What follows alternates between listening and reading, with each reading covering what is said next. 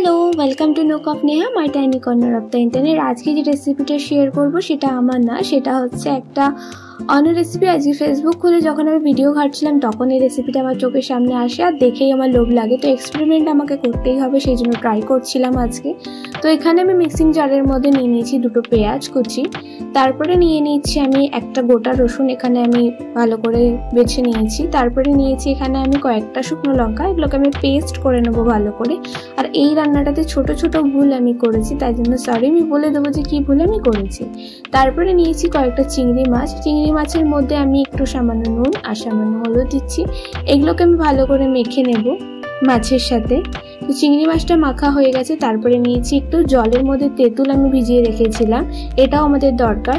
আর যে ভুলটা করেছি সেটা হচ্ছে আমাকে একটু জিরে আর গোলমরিচ দিতে হতো ওই বাটাটার মধ্যে, সেটা আমি ভুলে গেছিলাম। পরে আমি ওটা শিলবাটনায় বেটে এই মশলার সাথে ওটা মিশিয়ে নিচ্ছি।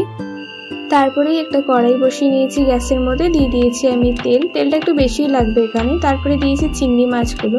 প্রত্যেকটা চিংড়ি মাছ আমি দেওয়ার পর ভালো করে চিংড়ি মাছগুলো না আমি লাল লাল করে ভেজে নেব। এখানে চিংড়ি মাছগুলো দেখতে পাচ্ছেন ভালো লাল লাল করে ভাজা হয়ে গেছে। এবার এক এক করে চিংড়ি মাছগুলো আমি তুলে নেবো আস্তে আস্তে। সম্পূর্ণ চিংড়ি মাছ তোলার পর দিয়ে দিচ্ছি আমি একটুখানি জিরেটা অপশনাল ছিল, ওটা উনি ইউজ করেনি বাট আমি করেছি, তা আপনারা চাইলে দিতে পারেন নাও দিতে পারেন। তারপরে মশলাটা এর মধ্যে দিয়ে দিচ্ছি। মশলা দেওয়ার পর দিয়ে দিচ্ছি হলুদ একটু, নুন একটু, তারপরে দিয়ে দিয়েছি ওই বাটিটা, মিক্সির বাটিটা ধুয়ে জলটা যেটা ছিল জলটা আমি এখানে অ্যাড করে দিচ্ছি। আর মশলাটাকে না ভালো করে কষাতে হবে যাতে সেই কাঁচা যে গন্ধটা রয়েছে গন্ধটা চলে যায় পেঁয়াজ রসুনের। ভালো করে মশলা এখানে কষাবো। তারপর আমি টমেটো দিয়েছি, এটা অপশনাল, এটা উনি ইউজ করেনি বাট আমি করেছি। টমেটো খেতে আমার ভীষণ ভালো লাগে, তো আমি এখানে টমেটোটা অ্যাড করেছি। তারপরে দিয়ে দিচ্ছি চিংড়ি মাছগুলো। এবার চিংড়ি মাছগুলো দিয়েও ভালো করে মশলাটাকে আমি কষাবো। এখানে কষানোর পর এখানে জলটা আমাদেরকে পুরোপুরিভাবে এখানে শুকিয়ে ফেলতে হবে। আস্তে আস্তে দেখতে পাচ্ছেন জলটা অনেকটা নিচে নেমে যাচ্ছে। প্রায় আমার রেসিপিটা যেটা রয়েছে সেটা অলরেডি তৈরি হতেই গেল। আর এইখানটাতে দিয়ে দেবো আমি সেই তেঁতুল ভেজানো জলটা।